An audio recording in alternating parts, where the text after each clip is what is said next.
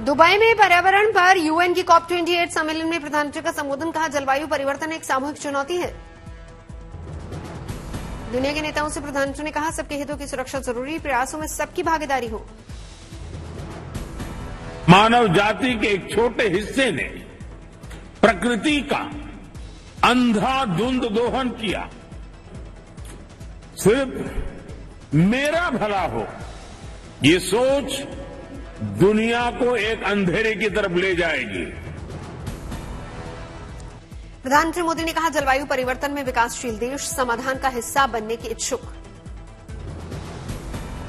प्रधानमंत्री मोदी ने कहा, साल 2030 तक हमने लक्ष्य रखा है कार्बन उत्सर्जन 45% तक घटना है। COP28 सम्मेलन में प्रधानमंत्री ने कहा, जलवायु परिवर्तन गंभीर समस्या, भारत में संतुलन बनाए रखें। प्रधानमंत्री ने दिया one earth one family one future पर जोर। कहा, मिलकर काम करने का संकल्प लेना होगा। हमें संकल्प लेना होगा कि हम मिलकर काम करेंगे, एक दूसरे का सहयोग करेंगे, साथ देंगे।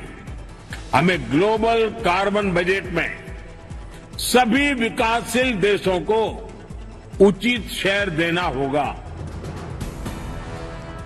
दुबई में प्रधानमंत्री मोदी ने मेजबानी का प्रस्ताव रखते हुए कहा, 2028 में भारत करे COP33 की मेजबानी। समिट के दौरान यूएन महासचिव से मिले प्रधानमंत्री मोदी, जलवायु परिवर्तन पर भारत की कोशिशों पर चर्चा की। दुबई में इजरायल के राष्ट्रपति और ब्रिटेन के प्रधानमंत्री से मोदी की मुलाकात। पीएम मोदी ने स्वीडन के प्रधानमंत्री के साथ की बैठक। यूएई के राष्ट्रपति शेख मोहम्मद बिन जायद से भी मिले प्रधानमंत्री। द्विपक्षीय करारों और इजरायल हमास युद्ध पर चर्चा हुई। यूएई से संबंधों पर बोले पीएम। कहा, यूएई के साथ भारत की साझेदारी मजबूत, भारत यूएई हरित और समृद्ध भविष्य के मुद्दे पर साथ। मिजोरम में बदली गई मतगणना की तारीख। अब 4 दिसंबर को होगी काउंटिंग, पहले 3 दिसंबर को होनी थी मतगणना। 4 राज्यों मध्य प्रदेश, राजस्थान, छत्तीसगढ़ और तेलंगाना में वोटों की गिनती 3 दिसंबर को सुबह 8 बजे से शुरू होगी काउंटिंग। नतीजों को लेकर नेताओं की बढ़ी टेंशन। फिर सीएम बनने के सवाल पर शिवराज बोले, बीजेपी जिंदाबाद। मध्य प्रदेश के गृह मंत्री ने की सरकार बनाने की तैयारी की बात। कहा, 100% हमारी सरकार बनेगी। मध्य प्रदेश विधानसभा चुनाव में बीजेपी उम्मीदवार प्रहलाद सिंह पटेल का दावा, मध्य प्रदेश में बीजेपी की लहर। हरियाणा के गृह मंत्री अनिल विज ने बीजेपी की जीत का किया दावा। कहा, कांग्रेस के पास मोदी विरोध के अलावा कोई और एजेंडा नहीं। बात यह है कि इनके पास और कोई एजेंडा ही नहीं है। मोदी विरोध के अलावा इनके पास कोई एजेंडा नहीं है। राजस्थान चुनाव को लेकर केंद्रीय मंत्री गजेंद्र सिंह शेखावत का बयान। कहा, जनता ने खेला कर दिया, गहलोत हार रहे हैं। राजस्थान कांग्रेस अध्यक्ष ने पूर्व सीएम पर साधा निशाना। कहा, वसुंधरा राजे को बीजेपी के केंद्रीय नेतृत्व ने स्वीकार नहीं किया तो आम जनता कैसे स्वीकार करती। नतीजे आने के बाद विधायकों के टूटने पर बोले कर्नाटक के deputy CM DK Shivakumar. कहा, हम 5 राज्यों के एमएलए संभालने के लिए तैयार। कांग्रेस नेता इमरान प्रतापगढ़ी ने 5 राज्यों के आने वाले विधानसभा चुनाव के नतीजों को 2024 के लोकसभा चुनाव का बताया सेमीफाइनल। कहा, बीजेपी के लिए नहीं है कोई जगह। इमरान प्रतापगढ़ी बोले, कांग्रेस की है आवाज, राहुल गांधी हो प्रधानमंत्री पद के उम्मीदवार। बीजेपी सांसद साध्वी प्रज्ञा सिंह ठाकुर का बड़ा बयान। राजस्थान के सीएम गहलोत पर किया पलटवार। कहा, धर्म के साथ है बीजेपी, कांग्रेस है अधर्म के साथ। धर्म के साथ ही भाजपा है, अधर्म के साथ कभी भाजपा हो नहीं सकती। इसलिए जहां धर्म है वहां भाजपा है। राजस्थान के सीएम अशोक गहलोत ने कहा था, अगर धर्म का कार्ड चल गया तो बीजेपी जीतेगी, और इसी पर दिया प्रज्ञा ठाकुर ने बयान। मदरसों पर केंद्रीय मंत्री गिरिराज सिंह का बयान। कहा, मदरसों में बंद हो, ब्रेन वॉश दी जाए, प्रगतिशील शिक्षा, तुष्टिकरण की नीति बंद करे लालू नीतीश। शीतकालीन सत्र के पहले ही दिन होगी कैश फॉर क्वेरी पर बात। महुआ मोइत्रा से जुड़ी रिपोर्ट लोकसभा में होगी पेश। यूपी विधानसभा शीतकालीन सत्र के आखिरी दिन अनुपूरक बजट पर पक्ष विपक्ष का सदन में हुआ आमना सामना। सीएम योगी ने गिनाई सरकार की उपलब्धियां। जैसे दुनिया का दृष्टिकोण भारत के प्रति बदला है, ऐसे ही देश और दुनिया की धारणा उत्तर प्रदेश के बारे में जो बदली है और हर व्यक्ति बहुत सम्मानजनक ढंग से देखता है। ये परसेप्शन ही उत्तर प्रदेश की सबसे बड़ी पहचान है। सीएम योगी का समाजवादी पार्टी पर प्रहार, कहा 2017 से पहले यूपी में भ्रष्टाचार और गुंडागर्दी। समाजवादी पार्टी ने मजहब के मुताबिक काम करने का लगाया आरोप। अखिलेश यादव ने कहा स्वास्थ्य सेवा यूपी में सबसे खराब। कैंसर इंस्टीट्यूट का नाम बदला दिया लेकिन काम कुछ नहीं किया।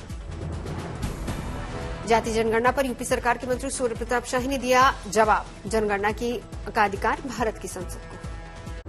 संसद के शीतकालीन सत्र से पहले शनिवार को सर्वदलीय बैठक होगी। संसद के लाइब्रेरी भवन में शनिवार को सुबह 11 बजे सर्वदलीय बैठक। सेना में बढ़ी महिला जवानों की भागीदारी। 1000 से ज्यादा महिला अग्निवीरों को भारतीय नौसेना में किया गया शामिल। देश की सीमाओं को मिलेगी और मजबूती। गृहमंत्री शाह का ऐलान। पाकिस्तान बांग्लादेश की सीमाओं पर बाड़ लगाकर किया जाएगा सुरक्षित। सोशल साइट पर अमित शाह ने लिखा मोदी सरकार द्वारा अगले 2 साल में पाकिस्तान और बांग्लादेश की सीमाओं को बाड़ लगाकर सुरक्षित कर लिया जाएगा। पाकिस्तान और बांग्लादेश की सीमाओं पर बाड़ लगाने से घुसपैठ पर लगेगी रोक। सरहद की निगरानी में लगे सुरक्षा बलों का काम होगा आसान। देश की आर्थिक विकास से जुड़ी शानदार न्यूज। नवंबर में 1.67 लाख करोड़ रहा जीएसटी कलेक्शन।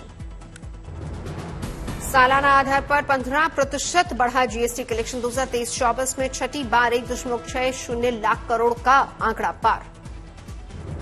नोएडा में तैयार किया जाएगा एक और मेट्रो रूट। ग्रेटर नोएडा से आना जाना होगा आसान। बोटानिकल गार्डन से सेक्टर 142 तक के लिए तैयार की जाएगी मेट्रो लाइन। मेट्रो लाइन पर बनाए जाएंगे कुल 8 मेट्रो स्टेशन। बोटानिकल गार्डन से सेक्टर 142 तक बनाए जाने वाले हैं मेट्रो लाइन की डिटेल प्रोजेक्ट तैयार की। एनएमआरसी ने मंजूरी के लिए नोएडा ग्रेटर नोएडा प्राधिकरण को भेजा। फर्जी खबर फैलाने के वाले 9 यूट्यूब चैनल्स पर लगा प्रतिबंध। पीआईबी फैक्ट चेक यूनिट का एक्शन। पीआईबी ने कहा ये यूट्यूब चैनल्स प्रधानमंत्री, चीफ जस्टिस और चुनाव आयुक्त के खिलाफ दिखा रहे थे गलत खबर।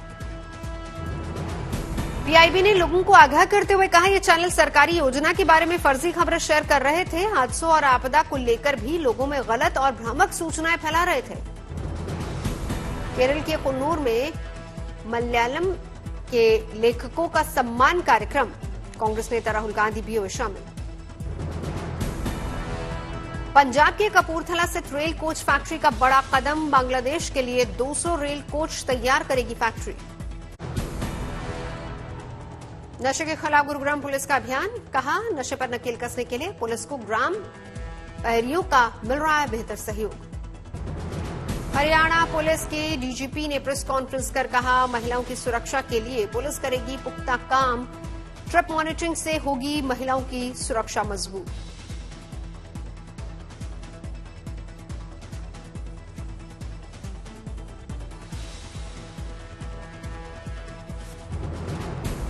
प्रयागराज में लगने वाले शिल्प मेले में लगेगा कलाकारों का महाकुंभ। 1 दिसंबर से 12 दिसंबर तक चलेगा शिल्प मेला।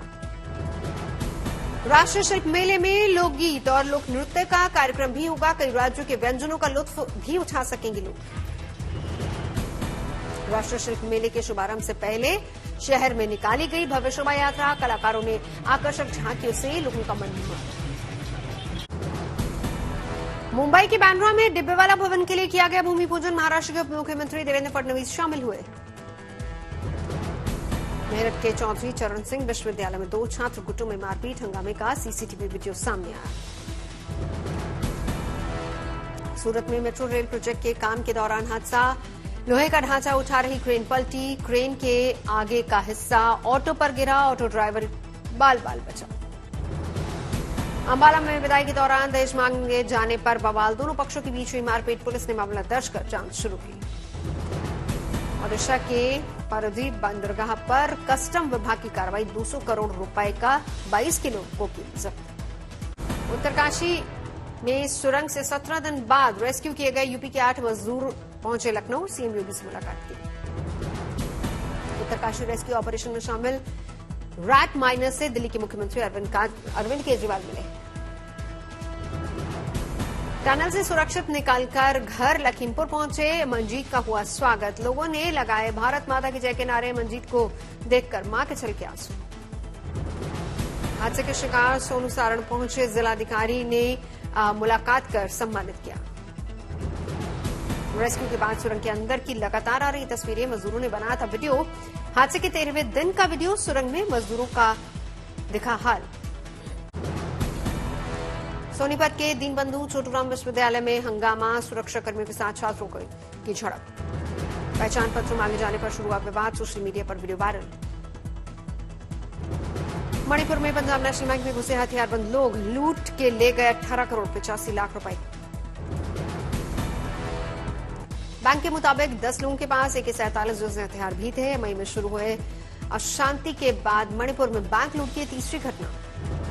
गंगोत्री नेशनल पार्क के गेट आगामी 6 महीने के लिए हुए बंद। इस साल पर्यटकों से करीब 62 लाख रुपए की हुई कमाई। जलवायु परिवर्तन को लेकर ईशा फाउंडेशन के संस्थापक सदगुरु जग्गी वासुदेव ने भारत की भूमिका को बताया महत्वपूर्ण। दुबई में आयोजित बैठक में शामिल हुए सदगुरु जग्गी वासुदेव। देहरादून में पूर्व डीजीपी अशोक कुमार को दी गई अनोखी विदाई। नए डीजीपी अभिनव कुमार ने सभी अधिकारियों के साथ मिलकर रस्सी से खींची गाड़ी। गोरखपुर में बिजली बिल के अजीबोगरीब मामले से मचा हड़कंप। ऑपरेटर की लापरवाही से एक उपभोक्ता का जमा हुआ 1 अरब का बिजली का बिल। नोएडा में साइबर ठगी का आया एक और अनोखा मामला। महिला इंजीनियर को 8 घंटे तक डिजिटल बंधक बनाकर ठगी 11 लाख। नवगाछा में अपराधियों को पकड़ने गई पुलिस पर फायरिंग, बड़ी घटना को अंजाम देने के लिए हुए थे इकट्ठा अपराधी।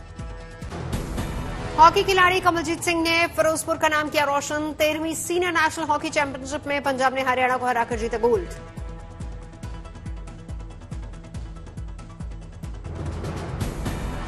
कर्नाटक में 15 स्कूलों को धमकी भरे ईमेल मिले। न्यू एकेडमी स्कूल परिसर में पुलिस सुरक्षा में तैनात।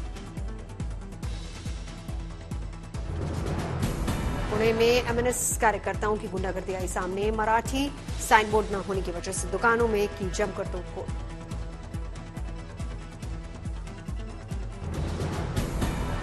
पटना में मंच पर पिस्तौल लहराना एक युवक को पड़ा महंगा। वीडियो वायरल होने के बाद आरोपी को पुलिस ने किया गिरफ्तार। गुजरात के खेड़ा में आयुर्वेदिक सिरप पीने से मौत के मामले में अब तक 3 लोग गिरफ्तार। अस्पताल को नोटिस, साथ ही एसआईटी का गठन। नागपुर के गवर्नमेंट मेडिकल कॉलेज के अमृत महोत्सव में राष्ट्रपति द्रौपदी मुर्मू हुई शामिल। भारत को 2027 से पहले विकसित और शक्तिशाली राष्ट्र बनाने की बात कही। उत्तराखंड के पर्यटन मंत्री सतपाल महाराज ने रुद्रप्रयाग में 114 करोड़ की परियोजनाओं का किया लोकार्पण और शिलान्यास। विकास परियोजनाओं से जनपद में बढ़ेंगे रोजगार। बुल्ढाना में 1 घंटे की बारिश ने खुली नगर निगम की पोल। बारिश से नाले लबालब, कई दुकानों में घुसा पानी।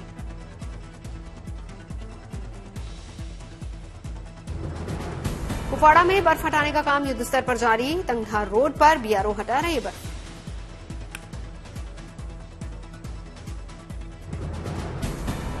कांचीपुरम में चेम्बरमबक्कम झील से 402 क्यूबिक फीट पानी छोड़ा गया। आसपास के इलाकों में बढ़ा बाढ़ का खतरा। भीषण ठंड के बावजूद केदारनाथ में जारी पुनर्निर्माण कार्य। चिनूक हेलीकॉप्टर से भेजा जा रहा सामान।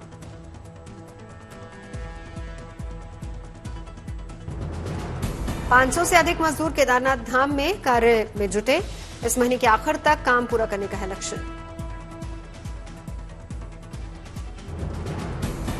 केदारनाथ धाम में तीर्थ पुरोहितों के लिए आवास, मंदिर तक पैदल रास्ते का निर्माण, चिकित्सालय, प्रशासनिक भवन और पुलिस के लिए बनाए जा रहे भवन।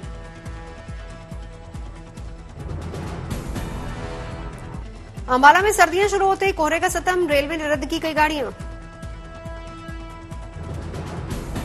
बढ़ते कोहरे की वजह से अंबाला मंडल से 1 दिसंबर से लेकर 29 फरवरी तक करीब 15 एक्सप्रेस ट्रेनें और 3 जोड़ी पैसेंजर ट्रेनें रद्द।